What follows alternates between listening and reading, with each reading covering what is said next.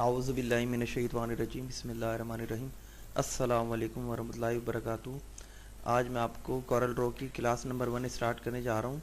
तो आइए शुरू करते हैं। सबसे पहले ये आपके पास आप देख रहे होंगे यहाँ पे मेरे पास डेस्कटॉप पे एक कोरल ड्रॉ के नाम से सेटअप पड़ा हुआ है। ये 2022 का है। तो इस पर आप यहाँ पे आके डबल क्लिक कर लें।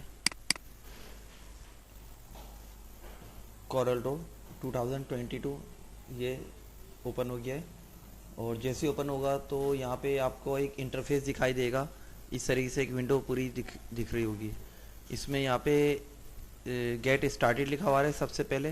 उसके बाद वर्क स्पेस आ रहा है। इस तरीके से कुछ मेन्यूज़ वगैरह आ रहे हैं। और यहाँ पे कुछ डॉक्यूमेंट्स हैं जो बनाए आ रहे हैं इस तरीके से। और अगर आपको बिल्कुल फ्रेश न्यू डॉक्यूमेंट चाहिए तो हम न्यू डॉक्यूमेंट में यहाँ पे क्लिक कर लेंगे इस तरीके से।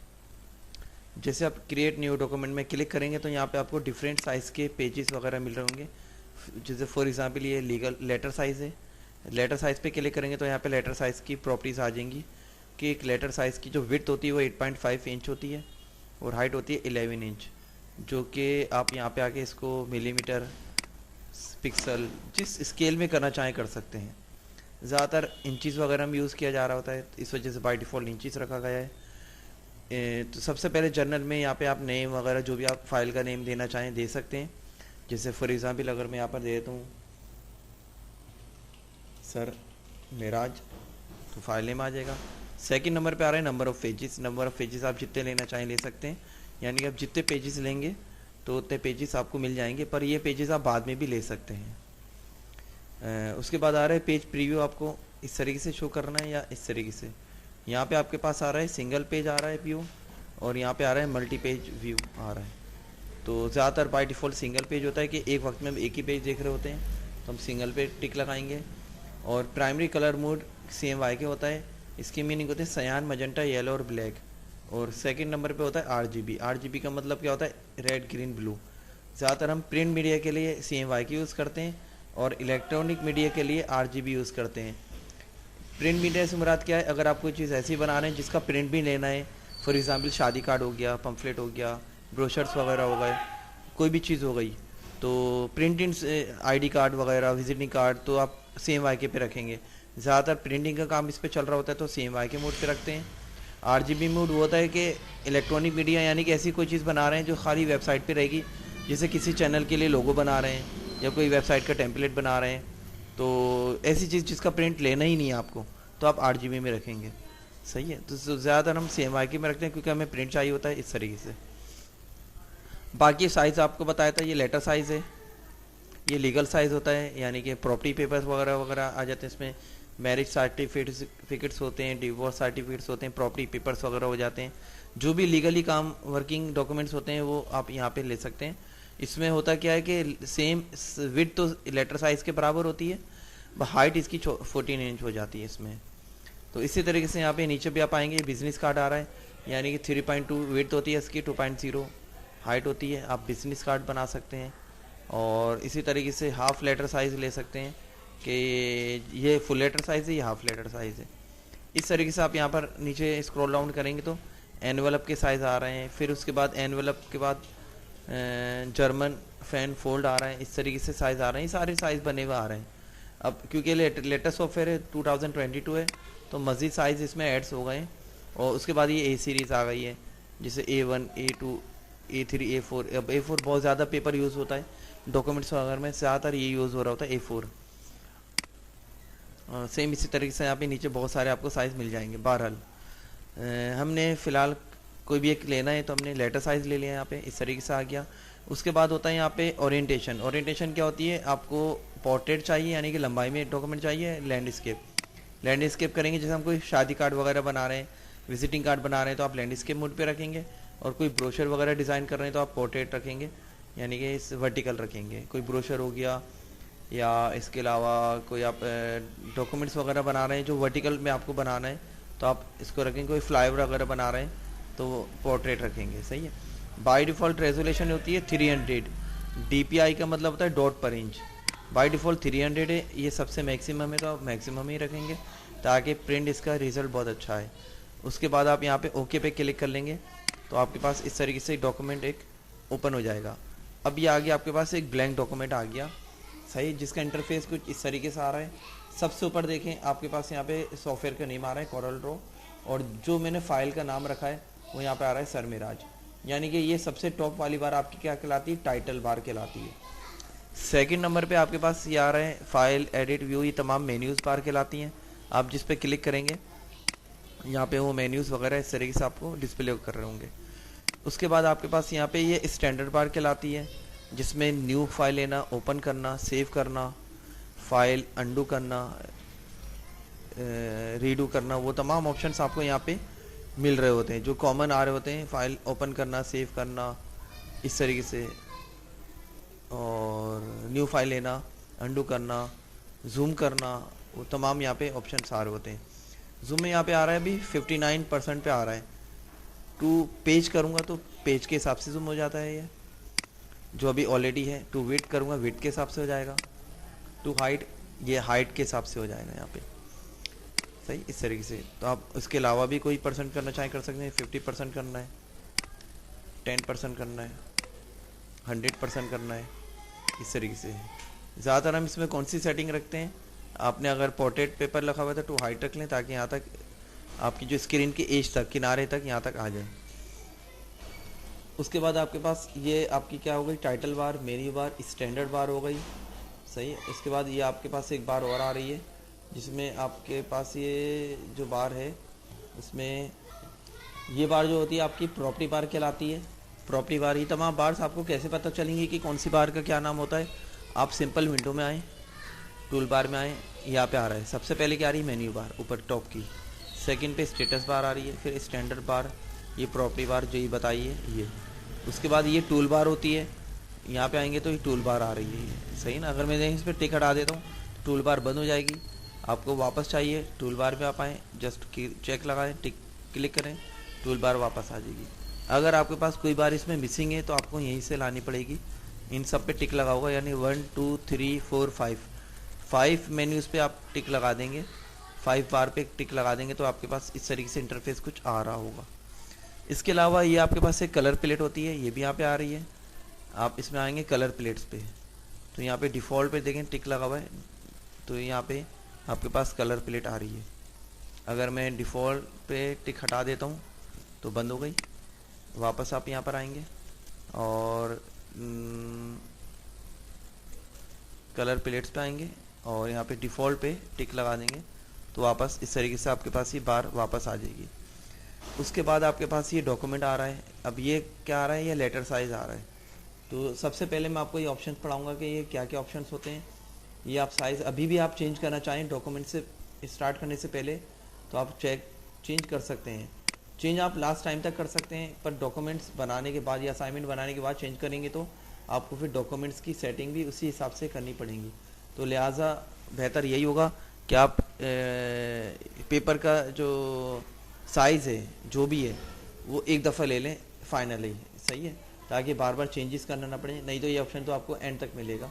ये जैसे A4 करा तो A4 साइज़ आ गया ये, और ये A5 साइज़ आ गया। इस तरीके से सबके साइजेस दिए हुए इसमें, जिस साइज़ आपको पता करना हो यहाँ पे सिंपल आप यहाँ पर आएँ और पता कर लें। जैसे फॉर एग्जांपल मैंने यहाँ पे A4 पे क्लिक करा तो ये मिलीमीटर में आ गया। या आप यहाँ से चेंज कर सकते हैं, इंचेस कर सकते हैं, कोई भी स्केल यूज़ कर सकते हैं जिसके इंच कितने बनते हैं A4 के। अब विड्थ आ रही है 8.268 और हाइट आ रही है 11.693 हाइट आ रही है, सही है। इस तरीके से फ़िलहाल हमने एक कोई भी पेपर चूज़ कर लिया, ये आ गया। सेकंड नंबर पे आपके पास ये आ रहा है पोर्ट्रेट पोजीशन में आ रहा है।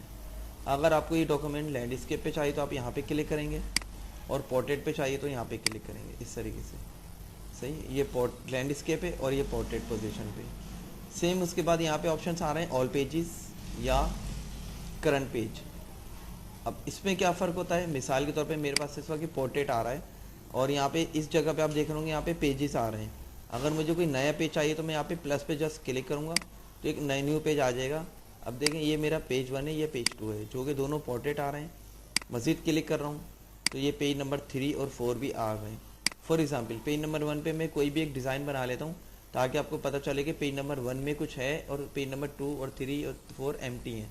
मैंने एक सिंपल रेक्टेंगल लिया, F6 इसकी शॉर्टकट की है। फ़िलहाल मैं एक जस्ट ड्रॉ कर रहा हूँ।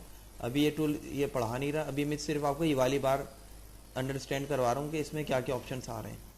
मैंने एक रेक्टेंगल जस्ट ये ड्रॉ किया और यहाँ पे कहीं भी क्लिक किया, कलर आ गया। अब देखें ये मेरे पास पेज नंबर 1 पे है ये ऑब्जेक्ट, पेज नंबर 2 खाली है, 3 खाली है, 4 खाली है, 1 पे ये ऑब्जेक्ट मौजूद है, सही है। 2 पे चले मैं कोई दूसरा शेप ले लेता हूँ फ़िलहाल, इसमें मैंने कलर फिल कर दिया। ये 2 पे मौजूद है, ये 1 पे मौजूद है। अब इसमें ऑप्शंस क्या हैं, ये होता है आपके पास सेलेक्ट पिक टूल, ये हम लेके रखते हैं बाय डिफ़ॉल्ट ताकि हम कोई भी वर्किंग करेंगे तो ये हमारे पास मौजूद होना चाहिए। अब यहाँ पर देखें ये क्या ऑप्शन है, ऑल पेजेस। मैंने यहाँ पे जितने भी पेज ले रहा हूँ, जैसे मैंने ये पेज लिया तो सारे पेज मेरे कौन से आ रहे हैं, पोर्ट्रेट पोजीशन में आ रहे हैं।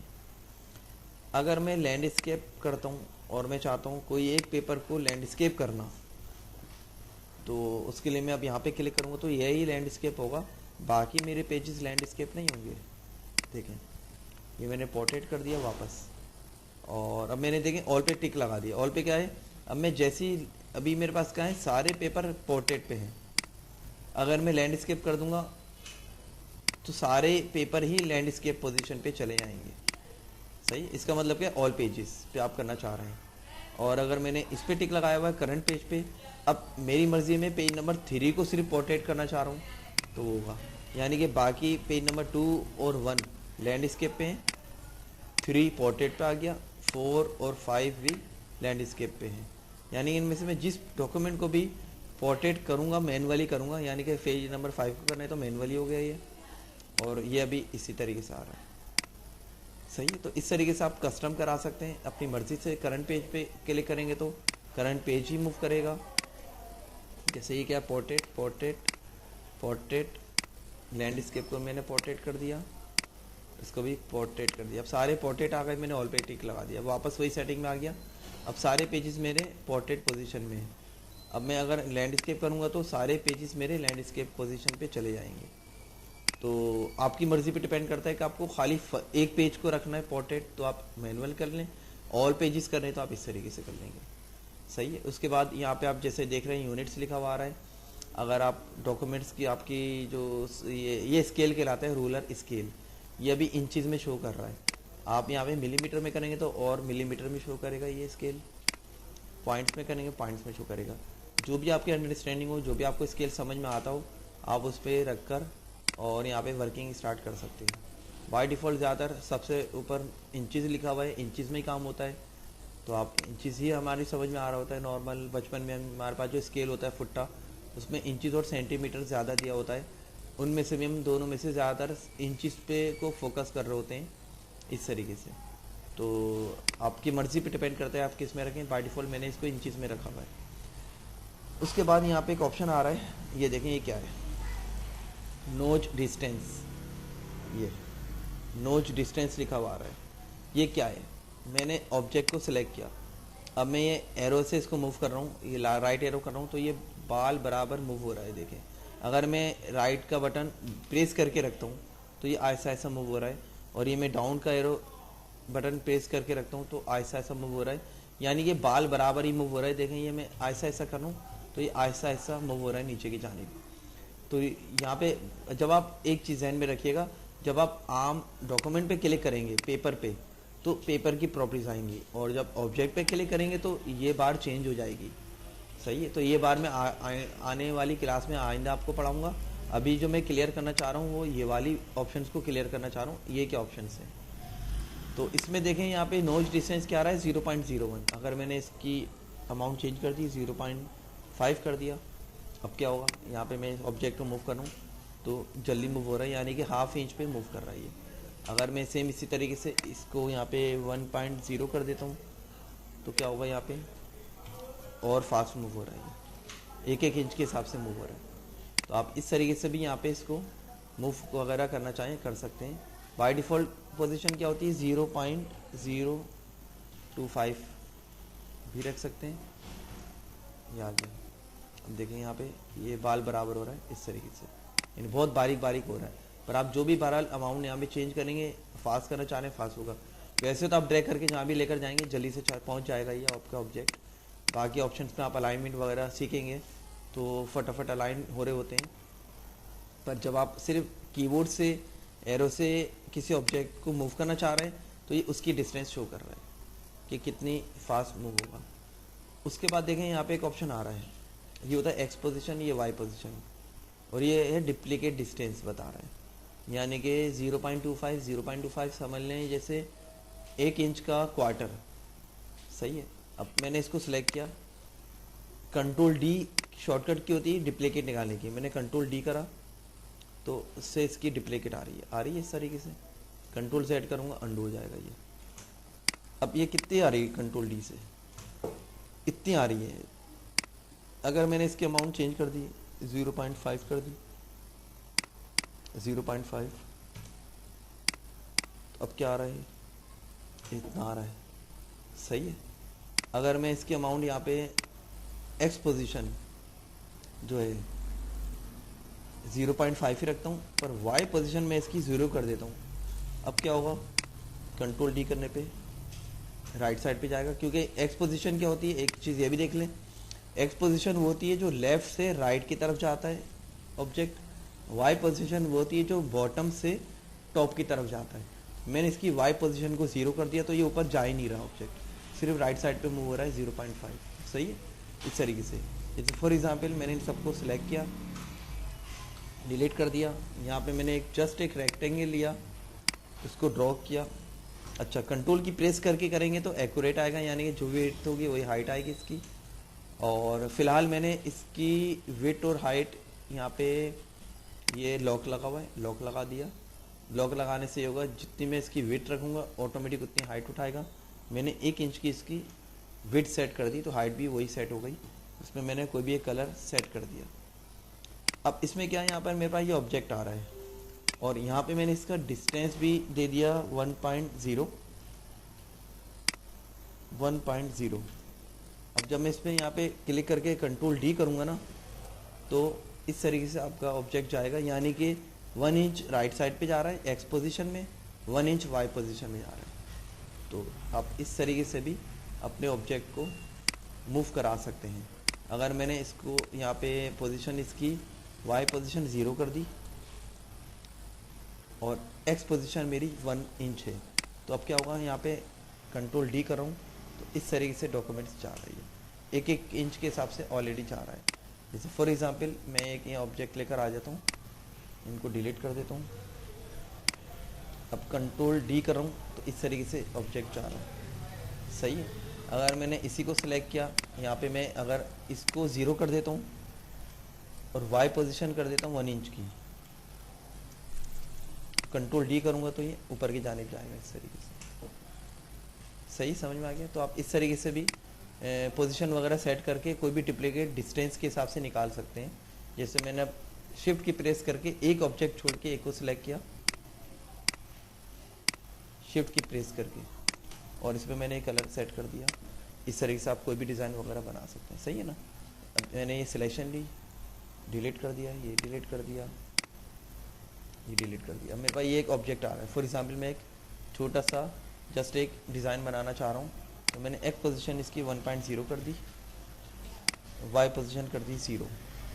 अब यहाँ पे मैंने इस पर क्लिक किया, कंट्रोल डी करूँगा तो ये 1 इंच की, क्योंकि 1 इंच ऑलरेडी इसका साइज़ है और 1 इंच का मैंने यहाँ पे डिस्टेंस भी सेट किया हुआ है। सही है। तो कंट्रोल डी से, कंट्रोल डी शॉर्टकट की होती है, ये आपको कहाँ मिलेगा, एडिट में आप आएँ, डुप्लीकेट, कंट्रोल डी शॉर्टकट की इसकी, यहाँ पे आप देख सकते हैं इस जगह पे। सही है। तो डुप्लीकेट आ रही है कंट्रोल डी शॉर्टकट की इस तरीके से, या भाई। अब मैंने क्या करा, यहाँ पे पोजीशन इसकी ये 0 कर दी और एक पोजीशन को 1.0 पे ले गया, और ये मैंने पिक टूल लिया हुआ है और माउस का बटन प्रेस करके ड्रैग करके सबको सिलेक्ट किया और कंट्रोल डी करूँगा तो ये ऊपर की जानिब ऑब्जेक्ट आपका जा रहा होगा इस तरीके से। सही है ना। कंट्रोल सेट करूँगा तो अंडू हो गया। मैंने एक ले लिया इस तरीके से, या मैंने एक भी अभी नहीं लिया, मैंने क्या करा, इसको सिलेक्ट किया, शिफ्ट से इसको सिलेक्ट किया, शिफ्ट से इसको, शिफ्ट से इसको, इसका कलर चेंज कर दिया। अब मैंने इसको सिलेक्ट किया, कंट्रोल डी करा और इसके कलर रिप्लेस कर दिए। जैसे ये कलर मैंने सिलेक्ट किया, शिफ्ट से ये, इस पर मैंने यहाँ पे ये कलर दे दिया और ये सिलेक्ट किया, शिफ्ट दबा के, शिफ्ट की प्रेस करके रखेंगे, होल्ड करके रखेंगे, और इसमें मैंने ब्लू कलर सेट कर दिया। अब क्या करूँगा मैं, अब यहाँ पे पोजीशन इसकी मैं क्या कर दूँगा, वाई पोजीशन 2 इंच की 2.0, क्योंकि ये 2 इंच के फासले से मैं अब निकालना चाह रहा हूँ। दोनों को सिलेक्ट किया, कंट्रोल डी करेंगे तो आपका ये पैटर्न बनना शुरू हो गया इस तरीके से। तो आप अगर ये ऑप्शन समझ जाते हैं एक्स और वाई पोजीशन क्या होती है, तो इसके हिसाब से भी आप अपनी ऑब्जेक्ट को फटाफट कोई भी डिज़ाइन वगैरह दे सकते हैं। सही है। तो ये थी आज की फर्स्ट क्लास। उम्मीद करता हूँ आपको ये क्लास पसंद आई होगी। पसंद आई है तो मेरे चैनल को लाइक कीजिए, सब्सक्राइब कीजिए, ताकि आने वाली हर नई वीडियो आप तक बआसानी पहुँच जाए और आपको स्टेप बाय स्टेप एक एक ऑप्शंस की क्लियरेंस हो जाए, एक एक ऑप्शन समझ में आ जाए। सही है। तो जज़ाकल्लाह, बहुत बहुत शुक्रिया। ओके, अल्लाह हाफ़िज़, जज़ाकल्लाह।